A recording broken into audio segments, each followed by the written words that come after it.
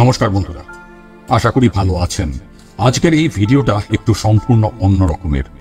এটা একটা প্রতিবাদও বলতে পারেন।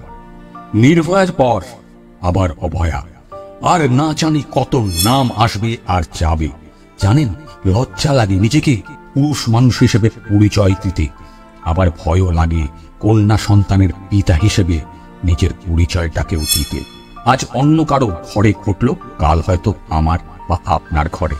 আপনারা সবাই এতদিনে জেনে গেছেন যে 9 আগস্ট গভীর রাতে যখন আমরা সবাই গভীর ঘুমে আচ্ছন্ন ছিলাম, তখন একটি পিতার কন্যা, কারো বা বোন অথবা কারো দিদি, কারো পিসি বা কারো মাসি, তার নিজের প্রাণ বাঁচাতে, নিজের সম্মান বাঁচাতে লড়াই করে চলেছিল কিছু পশুর সঙ্গে।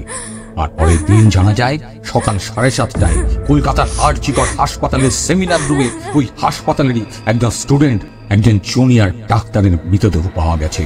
আর যার সারা শরীরে ছিল আঘাতের চিহ্ন, চোখ মুখ দিয়ে রক্ত ঝরছিল। বাকি আর কিছু আমি বললাম না। প্রথমে জানা গেল কি, জানানো হলোটা কি, যে মেয়েটা নাকি আত্মহত্যা করেছে, কিন্তু এটা কোনো স্বাভাবিক মৃত্যু নয়। যারা এই কথাটা বললেন তারা কি একবারও ভাবলেন না যে আমরা সাধারণ মানুষরা চোখে ফুলিয়ে এঁটে থাকি না? কারণ যে অবস্থায় মেয়েটির মৃতদেহ পাওয়া গিয়েছিল তাতে পরিষ্কার বোঝা যাচ্ছিল যে তার উপরে অমানবিক অত্যাচার করার পরে তাকে খুন করা হয়েছিল। কিন্তু হাসপাতাল কর্তৃপক্ষ মেয়েটির বাড়ির লোককে জানায় যে তাদের মেয়ে আত্মহত্যা করেছে। কি অদ্ভুত না?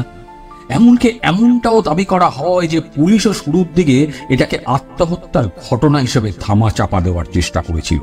যারা প্রতিদিন যুদ্ধ করে চলেন আমাদের প্রাণ বাঁচাতে, রোগীর প্রাণ বাঁচাতে, কিন্তু তারই সেই রাতের লড়াইটাই ছিল তার নিজের সম্মান বাঁচাতে, নিজেকে বাঁচাতে। কিন্তু টেটোস্কোপটা ঠান্ডাই হয়ে গেল, শেষ রক্ষা আর হলো না।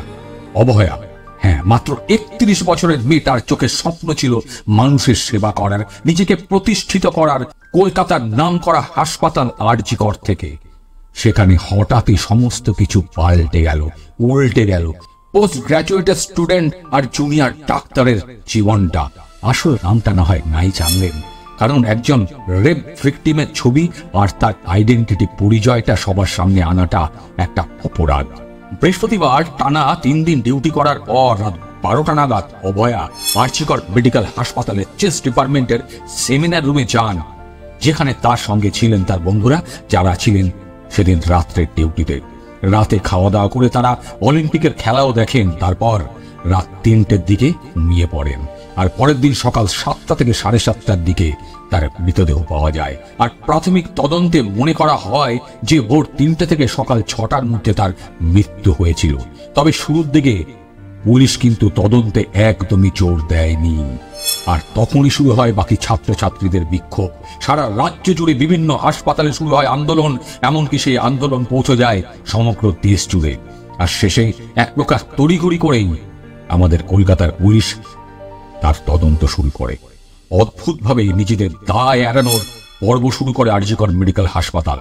কলেজের অধ্যক্ষ, যিনি বহু দুর্নীতির সঙ্গে যুক্ত ছিলেন, তিনি বলেন যে ছাত্রীটি রাতে একা সেমিনার হলে কেন ঘুমোতে গিয়েছিল, তার ঘুমোতে যাওয়া ওখানে উচিত হয়নি। মানে এক প্রকার হয়তো তিনি বলতে চেয়েছিলেন যে যে অবস্থায় মারা গেছে, যেভাবে সে মারা গেছে, এটা তার দোষেই। সে গিয়েছিল বলেই হয়তো তাকে ধর্ষণ করা হয়েছিল, তাকে মারা হয়েছিল।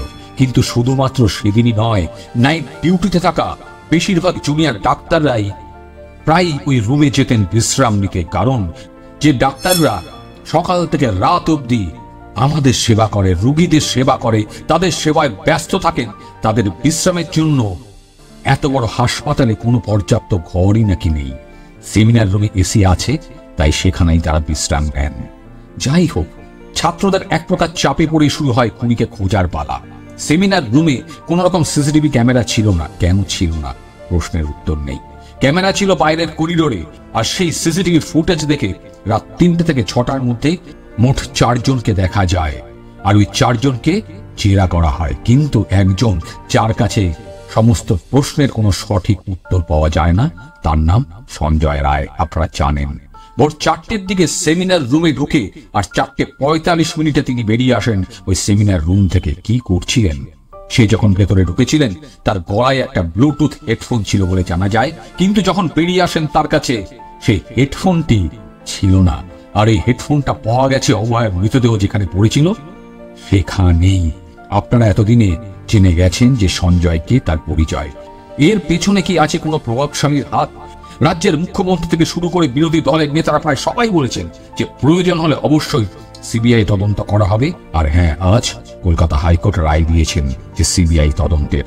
আপনারা যখন এই ভিডিওটা দেখছেন হয়তো তার কিছু পরের থেকে শুরু হতে চলেছে রাত জেগে প্রতিবাদের মিছিল, জাস্টিস ফর আরজি কর। যাচ্ছেন তো?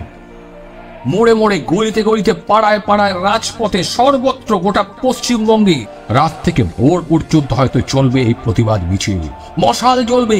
কিন্তু আমার একটাই প্রশ্ন, এই রাত জাগার পরে আমরা সবাই আবার ঘুমিয়ে পড়বো না তো? এই আগুনটা চলবে তো? মোমবাতির শিখাগুলো জ্বলে থাকবে তো? পারবো তো দিতে সুরক্ষা আমাদের ঘরের মেয়েটাকে? মানুষ তো তার জীবনের চরম দুঃখকেও ভুলে যায় কিছু দিনের মধ্যে, কিন্তু এইবার যেন আমরা আর না ভুলি, আমরা যেন ঘুমিয়ে না পড়ি।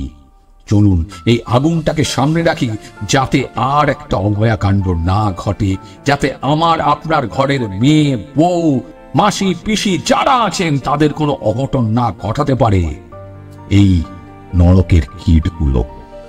দেখা হবে পরের ভিডিওতে। ভালো থাকবেন, ভালো রাখবেন, সুস্থ থাকবেন, প্রতিবাদ করবেন, সামনে দাঁড়াবেন।